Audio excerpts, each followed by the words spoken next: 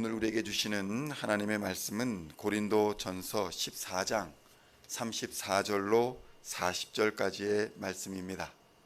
찾으셨으면 함께 한 목소리로 봉독하도록 하겠습니다. 여자는 교회에서 잠잠하라. 그들에게는 말하는 것을 허락함이 없나니 율법에 이른 것 같이 오직 복종할 것이요 만일 무엇을 배우려거든 집에서 자기 남편에게 물을지니 여자가 교회에서 말하는 것은 부끄러운 것이라. 하나님의 말씀이 너희로부터 난 것이냐 또는 너희에게만 임한 것이냐. 만일 누구든지 자기를 선지자나 혹은 신령한 자로 생각하거든 내가 너희에게 편지하는 이 글이 주의 명령인 줄 알라. 만일 누구든지 알지 못하면 그는 알지 못한 자니라. 그런즉 내 형제들아 예언하기를 사모하며 방언 말하기를 금하지 말라. 모든 것을 품위 있게 하고 질서 있게 하라. 아멘. 할렐루야. 오늘은 고린도전서 36번째 시간으로 고린도전서 14장 34절로 40절까지의 말씀을 본문으로 무엇이 부끄러운 것인가 라는 제목으로 하나님의 말씀을 함께 나누고자 합니다. 성도 여러분, 오늘 읽은 성경 본문의 말씀은 가장 논란이 많은 구절 중에 하나입니다. 남녀 평등과 여성의 인권이 과거와는 상상할 수 없을 정도로 신장된 오늘날 이러한 말을 한다고 하면 어느 누구도 받아들이기는 힘들 것입니다. 그래서 어떤 사람들은 본문이 나중에 삽입된 것이다 라고 주장하는 사람이 있는가 하면, 또 어떤 사람들은 이 성경의 본문이 비성경적인 주장으로 인정할 수 없다라고 말하는 사람조차 있습니다. 그러나 우리는 바울이 오늘 왜 이러한 이야기를 하고 있는가에 주목해야 하는 것입니다. 제가 여러 번 말씀드렸지만 고린도전서는 십자가 복음을 증거하는 것이다 라고 말씀드렸습니다. 그리고 이 십자가 복음은 말도 안 되는 상황 속에서 하나님이 주신 질서가 내 상식에 맞지 않음에도 불구하고 예수님이 이 말씀을 따라 순종하신 모범을 따라 우리도 따라가는 것, 그것을 증거하는 것입니다. 어느 누가 자신의 아들을 십자가에서 죽게 하여 인간의 죄를 대속한다라는 그 질서와 명령을 받아들일 수 있겠습니까? 그리고 아들의 입장에서 생각해 보면 자신의 죽음으로 아버지와 인간의 관계를 화목하게 할 수 있으니 너는 십자가에서 죽어라.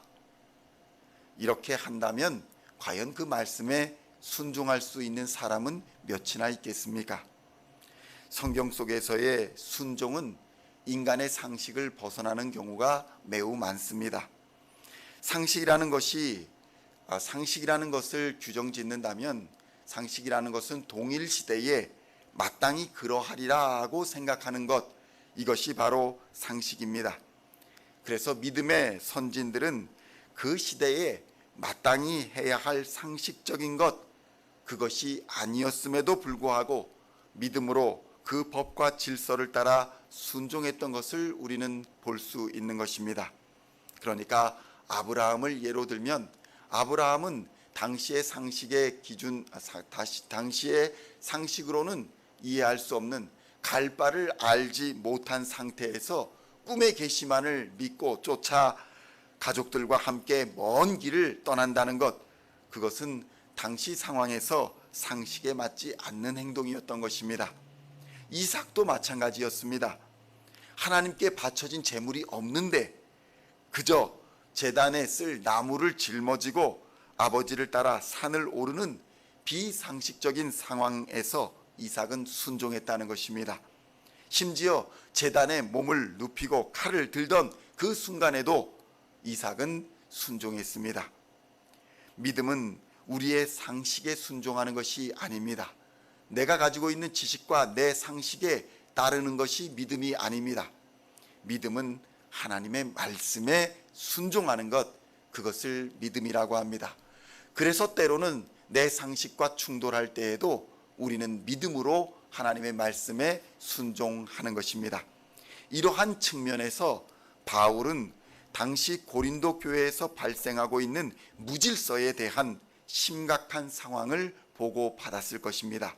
그리고 고린도 교회에 하나님은 질서의 하나님이시니 무질서와 무절제는 하나님으로부터 온 것이 아니다, 이것을 가르칠 필요가 있었다는 것입니다.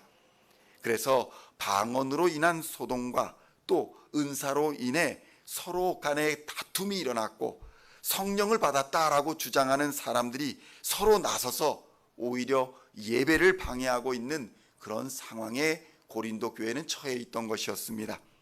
이것은 바울의 증언으로 보면 남자들에게도 다툼이 일어났지만 당시 사회상에서 남자와 여자가 차지하고 있는 사회적인 질서가 분명히 있었음에도 불구하고 당시의 일부 여인들이 그것을 거스르며 자신들에게도 하나님의 말씀이 임했다, 자신들에게도 성령이 임했다라고 주장하며 그 앞에 있는 남편이나 그 앞에 있는 남자들을 무시하고 회중 앞에 나서서 예언을 하고 방언을 하는 상황이 벌어지고 있었다는 상황을 예측할 수 있는 것입니다.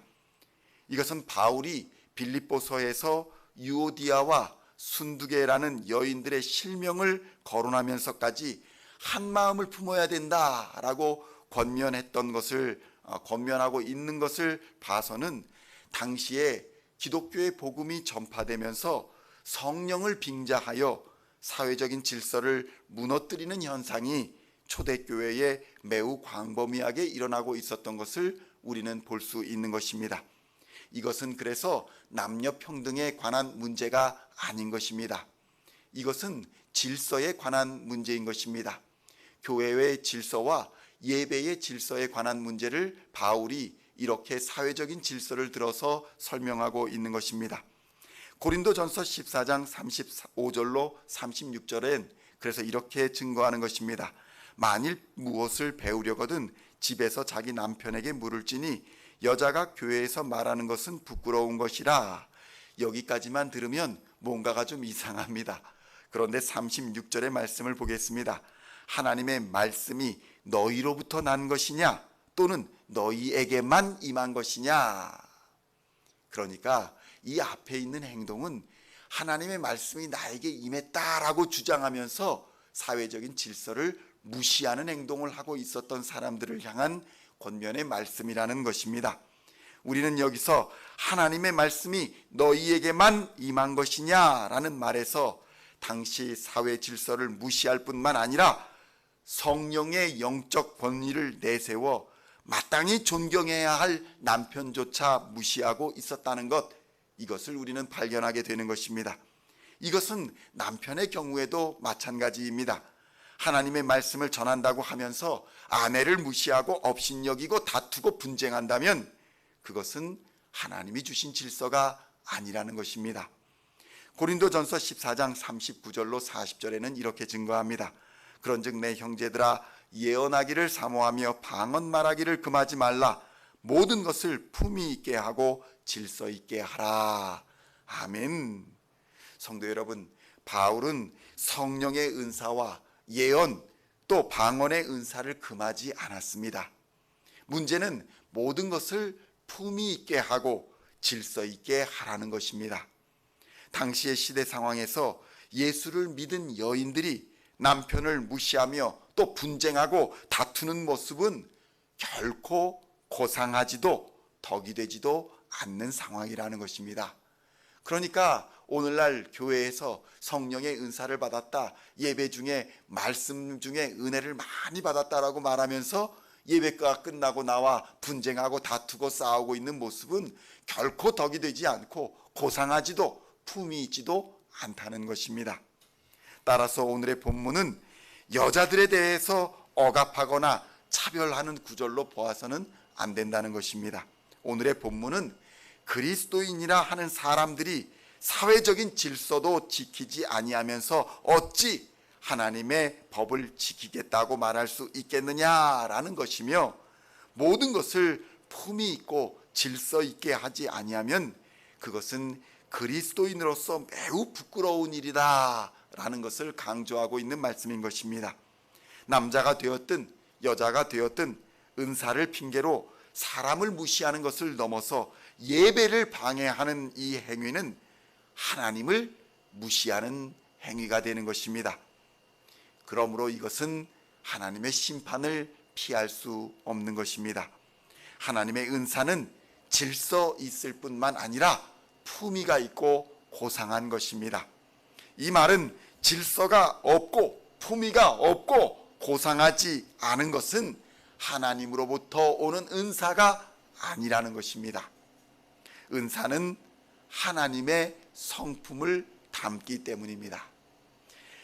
이제는 질서 있는 삶, 품위 있는 삶이 성령 충만한 삶이다라는 것을 기억하시고 세상의 빛과 소금이 되어 하나님의 은혜를 세상에 비추는 시온의 성도 여러분들이 다 되시기를 우리 주 예수 그리스도의 이름으로 간절히 축원드립니다.